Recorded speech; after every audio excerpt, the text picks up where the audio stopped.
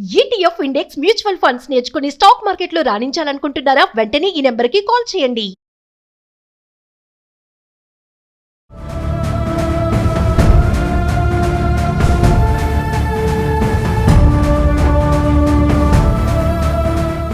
Hi hello నమస్తే, welcome back to Suman TV. ప్రస్తుతం మనతో పాటు ఉన్నారు consumers affair committee chairman Mandari Krishna Reddy గారు. నమస్తే సార్. నమస్తే అమ్మా. సార్, మరి జమ్మూ కాశ్మీర్ ఉగ్రవాదుల దాడి గురించి మాట్లాడుకుంటే మన ఏప్రిల్ 16న వివాహం జరిగి హనీమూన్ కోసం వెళ్ళారు. హర్యానా స్వస్థలం వినయ్ నర్వాల్ అని చెప్పి ఒక నేవీ ఆఫీసర్, 26 సంవత్సరాలు, కళ్ళ ముందే భర్తని అలా చంపేయడము, నన్ను కూడా చంపేయండి, నన్ను ఎందుకు వదిలేస్తున్నారని చెప్పి ఆమె అడిగిందంట. వాళ్ళని అడిగితే వాళ్ళు వెళ్ళి నువ్వు మోడీకి చెప్పాలి ఈ విషయాన్ని అని చెప్పేసి చెప్పినట్టుగా ఆవిడ చెప్తుంది. మరి ఎంత బాధాకరం అంటే 16 తారీఖు పెళ్ళి అయ్యి మరి ఈరోజు చనిపోయారు అంటే ఒకసారి దాని గురించి మాట్లాడుకుంటాం. ఒక వారంలో వారం చాలా గౌరవమైన విషయం ఇది. ఎందుకంటే నిండు నూరేళ్ల జీవితం ఉంటుందనే ఉద్దేశంతో వివాహం చేసుకుంటారు ఎవరైనా సరే. భారతీయ వ్యవస్థలో ఇంకా ఎక్కువగా నమ్ముతాం మనం. ఫారిన్ కంట్రీస్లో లాగా, వెస్ట్రన్ కంట్రీస్లో లాగా ఉంగరం పెడితే పెళ్లి, ఉంగరం తీస్తే విడాకులు అనేట్లు పరిస్థితి మన దగ్గర లేదు. ఒకసారి జీవితంలోకి ప్రవేశించిన తర్వాత మంచి అయినా చెడైనా, తప్పైనా ఒప్పైనా, సమస్యలు వందల కొద్ది వచ్చినా 100 ఏళ్ళు జరుపుతుంది ఆ జీవితం. అంటే చివరి దాకా, చనిపోయేదాకా ఆ వ్యక్తి తనతో తోడుగా ఉంటాడని భావించేటువంటి ఒక వ్యవస్థ. ఒక యువకుడు 26 ఏళ్ల వయసులో ఉన్న యువకుడు వినయ్ నర్వాల్ అనే వ్యక్తి, హర్యానాకు సంబంధించిన వ్యక్తి. తను కొచ్చిన్లో తను నేవీ ఆఫీసర్గా పనిచేస్తున్నాడు. ఎన్నో కళలు, ఎన్నో ఆశలు, ఎన్నో ఆలోచనలతోటి మ్యారేజ్ చేసుకుని సెలవులో ఉన్నాడు ప్రజెంట్గా. 16వ తారీఖు మ్యారేజ్ అయింది. ఈ సంఘటన నిన్న జరిగిందంటే 22వ తారీఖు జరిగినట్టుగా లెక్క.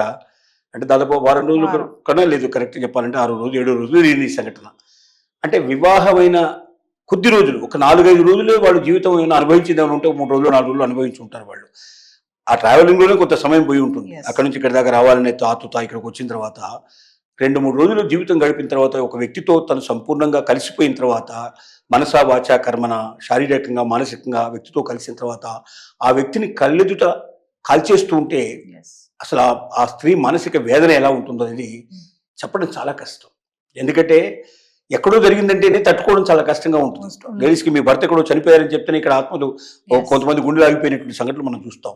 అందులో ఇంత కొత్త జంట కోరుకుని పెళ్లి చేసుకుంటారు దాదాపు. ఎందుకంటే ఈ రోజుల్లో దాదాపుగా తల్లిదండ్రులు చూసేటువంటి జంటలు చాలా తక్కువ, వాళ్ళు కోరుకున్నటువంటి ఎక్కువ ఉంటాయి. కాబట్టి అలా జరిగి ఉంటుందని మనం అనుకున్నా కూడా, ఇంకోది నన్ను కూడా చంపండి అని ఆమె చెప్పగలిగిందంటే, ఒక్క 4-5 రోజులు, ఒక వారం రోజుల సాంగత్యంలోనే చెప్పగలిగిందంటే ఎంత ప్రేమ, ఎంత అభిమానం ఉండాలి. ఎందుకంటే సహజంగా కొత్తది దాంపత్యం, ఇంకా ఒకరినొకరు అర్థం చేసుకోవడమే చాలా కష్టంగా ఉండే పరిస్థితిలో భర్త చంపేస్తున్నా కానీ వీళ్ళు పారిపోతుంటారు సహజంగా.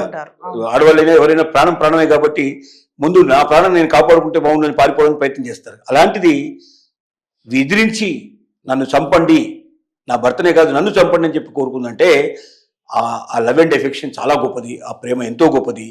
తన భర్త తన కళ్ళెదురుగా ప్రాణాలు పోగొట్టుకున్నప్పుడు తను మాత్రం బతికి ఏం లాభం, తన జీవితం కూడా అంతమైతే బాగుండని కోరుకోవడం అనేది మనకు బహుశా పురాణాల్లో మనం చూస్తూ ఉంటాం.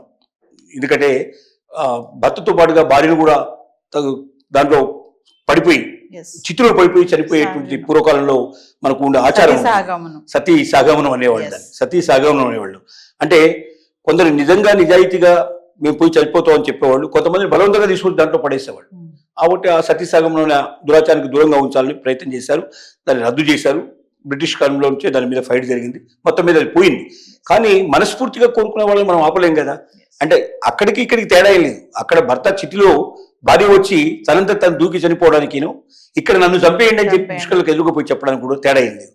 అంటే పురాణాలనే కాదు, ఈనాటికి కూడా ఆ ప్రేమలు ఉన్నాయి, ఆ భావాలు ఉన్నాయి, ఆ ఆలోచనలు ఉన్నాయి, ఒకరికొకరు ప్రాణాలు ఇచ్చుకోవాలంత కోరికలు ఉంటాయి. అంటే ప్రేమలో అంత గొప్పతనం ఉంది, ప్రేమలో అంత మాధుర్యం ఉంది.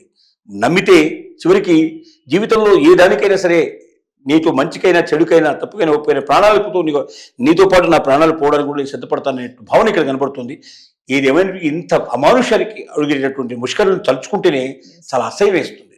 మనిషి చంపడమే అమానుషం. దాంట్లోనూ పెళ్ళైన కొత్తలో అంటే వాళ్ళకి పెళ్లి గురించి పెద్దగా అవగాహన ఉండదు, కానీ యంగ్ పీపుల్ కనబడుతున్నారు, ఇద్దరు యంగ్ జంట కనబడుతున్నారు.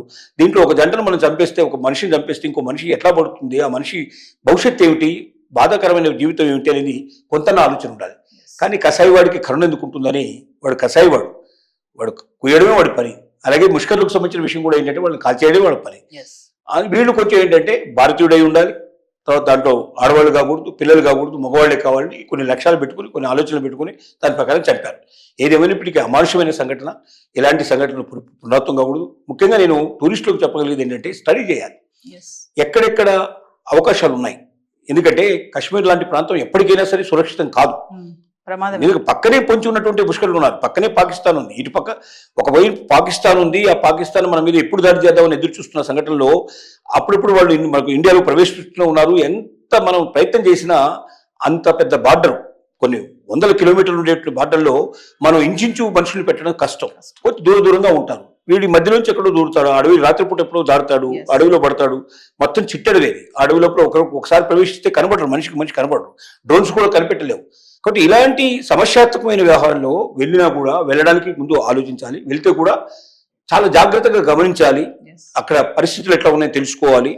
దూరంగా ఎవరు వస్తున్నారో కూడా మనం అడుగును గమనించాలి. అంటే పూర్తిగా మనం దాంట్లో లీనమైపోయి ఇంకా ఎవరు రారు, మనం హాయిగా ఉండొచ్చు, ఏం జరగదనే పరిస్థితి కాకుండా టూరిజంలో ప్లేసులు వెతుక్కుంటప్పుడు సమస్యాత్మకమైన ప్రదేశాలకు వెళ్లకుండా ఉండడానికి ప్రయత్నం చేయాలి. నేను న్యూస్లో కూడా చూశాను సార్, మన ఇండియన్ ఆర్మీ వాళ్ళు వెళ్ళి వాళ్ళని కాపాడడానికి వెళ్ళినప్పుడు ఆ సంఘటన దగ్గర కొంచెం భయపడుతున్నారు. మమ్మల్ని చంపొద్దు అంటే మేము ఇండియన్ ఆర్మీ అమ్మ, మిమ్మల్ని రక్షించడానికి వచ్చాం, మా అబ్బాయిని చంపేశారు, మమ్మల్ని కాపాడండి, నా కళ్ళ ముందు నా కొడుకుని చంపేసి. ఒక తల్లి ఆవేదన ఎంత అంటే, అక్కడ ఉన్న సంఘటనలు మనం చూసే ఎంత బాధపడుతున్నాం అంటే, కళ్ళు ఎదురకుండా మరి భర్తను కోల్పోయినా ఉంది, కొడుకుని కోల్పోయిన తల్లి ఉంది అక్కడ. అది ఎంత బాధాకరం సార్ అది. ఇప్పుడు తుపాకులు పట్టుకుని వచ్చారు, వాళ్ళు గన్స్ పట్టుకుని వచ్చారు, వీళ్ళు గన్స్ పట్టుకునే ఉన్నారు. కాబట్టి వీళ్ళే వాళ్ళు అనుకోవడానికి కూడా ఆస్కారం ఉంది. కనుక ఆ సంఘటన జరిగిన వ్యక్తులు అక్కడే ఉన్నారు కాబట్టి ఇంకా వాళ్ళందరూ తేరుకోలేవాళ్ళు. ఆ షాక్లోంచి వాళ్ళు తేరుకోలేదు. షాక్లో తేరుకోలేదు కాబట్టి వీళ్ళు కూడా అదే పని చేస్తానికి వచ్చారేమో అని భయపడడం సహజమైన విషయం కాదమ్మా. మేము ఇండియన్ ఆర్మీ మీకు సాయం చేయడానికి వచ్చామని చెప్పిన తర్వాత వాళ్ళలో మార్పు వచ్చే అవకాశం ఉంది. ఏది ఏమైనప్పటికీ ఎంతమంది తల్లుల ఆవేదన, ఎంతమంది భార్యల ఆవేదన, ఎంతమంది కుటుంబంలో ఆవేదన, ఆ సపోర్ట్ లేకపోతే ఆ కుటుంబమే నడవని పరిస్థితి ఎంతమందికి ఉందో తెలియదు మనకు. ఇప్పుడు ఇక్కడ చంపేయడం చాలా సులభం, కానీ ఆ కుటుంబం అంతా వాళ్ళ మీద ఆధారపడి ఉంటే, వాళ్ళు లేకపోతే ఆ కుటుంబం నడవలేకపోతే అంటే అంతమంది రోడ్డు మీద పడే పరిస్థితి ఏర్పడుతుంది, అంతమంది జీవితాలు నాశనం అయిపోయే పరిస్థితి ఏర్పడుతుంది. అంటే ఇక్కడ చనిపోయింది 30 మంది అయితే అక్కడ 300 మందికి ఆ ఎఫెక్ట్ ఉండొచ్చు, 150 మందికి ఎఫెక్ట్ ఉండొచ్చు, ఎంతమందికి ఎఫెక్ట్ ఉందో మనకు తెలియదు. కాబట్టి ఇది కూడా ఆలోచించాల్సిన. కాబట్టి గవర్నమెంట్ చాలా జాగ్రత్తగా ఉండాలి. ఇలాంటి దాంట్లో టూరిస్టులో తప్పు లేదు. మీరు ఆ టూరిస్ట్గా అక్కడ టూరిస్ట్ ప్లేస్ ఉంది, మీరు వెళ్ళమని మీరు చెప్తున్నారు. ఆ స్టేట్ గవర్నమెంట్స్ ఎంకరేజ్ చేస్తున్నాయి, వాళ్ళ యొక్క వెబ్సైట్లో పెడుతున్నారు, అక్కడ సౌకర్యాలు చూపిస్తున్నారు. కాబట్టి వీళ్ళు ఆశగా వెళుతున్నారు. వెళ్ళిన వాళ్ళని రక్షించాల్సిన బాధ్యత ప్రభుత్వాన్ని, అటు స్టేట్ గవర్నమెంట్, సెంట్రల్ గవర్నమెంట్ రెండు నిర్వహించలేదు. కాబట్టి ఒక వ్యక్తి యొక్క వయసును బట్టి, అతని ఆదాయాన్ని బట్టి, జీవితకాలం అతనికి ఎంత వస్తుందో చూసి అంత ఆదాయాన్ని మొత్తం టోటల్గా అంత అమౌంట్ని మీరు ఇవ్వాల్సిన బాధ్యత మీకు ఉంది. అప్పుడే ఆ వ్యక్తి యొక్క జీవితం, ఆ కుటుంబం సంపూర్ణంగా బతకడానికి అవకాశం ఉంటుంది. అంతేగాని ఏదో దులుపుకోవడానికి 2 లక్షలు, 5 లక్షలు, 10 లక్షలు అని చెప్పి చేతులు దులుపుకోవడానికి ప్రయత్నం చేస్తే దీంట్లో వాళ్ళ బతుకు మధ్యలోనే ఆగిపోయే అవకాశం ఉంది, వాళ్ళ చదువులు మధ్యలోనే ఆగిపోయే అవకాశం ఉంది, వాళ్ళ జీవితాలు పూర్తిగా ధ్వంసం అయ్యే అవకాశాలు ఉంటాయి. కాబట్టి తప్పు మీది కాబట్టి, ఒక స్టేట్ గవర్నమెంట్, సెంట్రల్ గవర్నమెంట్ యొక్క తప్పు ఖచ్చితంగా కనబడుతుంది. కాబట్టి రెండు ప్రభుత్వాలు కూడా ఖచ్చితంగా టోటల్ అమౌంట్ ఎంత ఇచ్చేటప్పుడు వ్యక్తి వయసు, ఇప్పుడు ఒక రిటైర్డ్ పర్సన్ ఉన్నాడు, ఇంకా అతను పెద్దగా సంపాదించేది ఉండదు, పెన్షన్ ఏదైతుందో పెన్షన్ ఆటోమేటిక్గా వస్తుంది, చనిపోయిన పెన్షన్ వస్తుంది, అంతకన్నా మించి అతని దగ్గర ఎక్స్పెక్ట్ చేయడానికి మనకు అవకాశాలు లేవు. కానీ యంగ్ మ్యాన్, ఒక 26 years ఏజ్లో ఉంటే ఒక మనిషి, అతను నేవీ ఆఫీసర్గా పనిచేస్తున్నాడు అంటే అతని భవిష్యత్తు చాలా ఉంది, పెద్ద భవిష్యత్తు ఉంది. అతని రిటైర్మెంట్ బెనిఫిట్స్ చాలా వచ్చే అవకాశాలు ఉన్నాయి. అతను రిటైర్ అయిన తర్వాత కూడా మళ్ళీ వేరే జాబ్లో చేరే అవకాశాలు ఉంటాయి. కాబట్టి అక్కడి నుంచి అతను 65 ఏళ్ల వయసు వచ్చేదాకా ఉండేటు టోటల్ లెక్క కట్టాలి, క్యాలిక్యులేషన్ చేయాలి, చేసి అంత డబ్బుని టోటల్గా ఇవాటికి ప్రయత్నం చేయాలి. అంటే సార్ మినీ స్విట్జర్లాండ్ అని అంటున్నారు కదా టూరిస్ట్ ప్లేస్, అక్కడ సెక్యూరిటీ ఏం లేదంటారా? అంత అసలు పోలీసు కూడా లేదంటున్నారు, లోకల్ పోలీసు కూడా అక్కడ లేదంటున్నారు. అదే చెప్తున్నది. మార్నింగ్ నేను వినదాన్ని బట్టి, చూసిన దాన్ని బట్టి నాకు అర్థమైంది ఏంటంటే లోకల్ పోలీసు కూడా అక్కడ లేరు. అంటే లోకల్ పోలీసు మామూలుగా టౌన్లో ఉంటారు. ఇది టౌన్ ప్లేస్ కాదు, ఇదంతా కూడా కొండలు, దాంతో మంచు కొండలు చుట్టూ కప్పినటువంటి పరిస్థితి. అది వస్తే అటు నుంచి ఎవరు రారు, ఆ బ్యాక్ సైడ్ నుంచి ఎవరు రారు కదా అనే ధీమాతో ఉన్నారు వాళ్ళు. కానీ వీళ్ళు ఆల్రెడీ ఎంటర్ అయ్యి ఎక్కడో దగ్గర దాచుకొని ఉన్నారు. వీళ్ళు సమయం కోసం వెయిట్ చేస్తున్నారు. పోలీసు కూడా లేని టైము. అప్పటికే అసలు ఇండియన్ ఆర్మీ అయితే ఆ ఏరియాలో లేనే లేదు ఇప్పుడు ప్రజెంట్గా. సో ఇటు ఆర్మీ లేదు, అటు పోలీసు లేరు. అక్కడ ప్రవేశించారు, వాళ్ళ పని వాళ్ళు పూర్తి చేసుకుని వెళ్ళారు. ఇప్పుడు వాళ్ళు వెతుకుతారు, వాళ్ళ మరణం ఇద్దరిని చంపినట్టుగా చూపిస్తున్నారు. అంటే అది కరెక్ట్గా వాళ్ళైనా కాదని తెలియదు. ఎంతమంది మొత్తం వచ్చారని కూడా ఇప్పుడు లెక్కలు తేలుతున్నారు. ఒక బైక్ కూడా అక్కడ దొరికినట్టుగా చెప్తున్నారు. ఆ బైక్ నెంబర్ ప్లేట్ లేని బైక్లో వచ్చారట.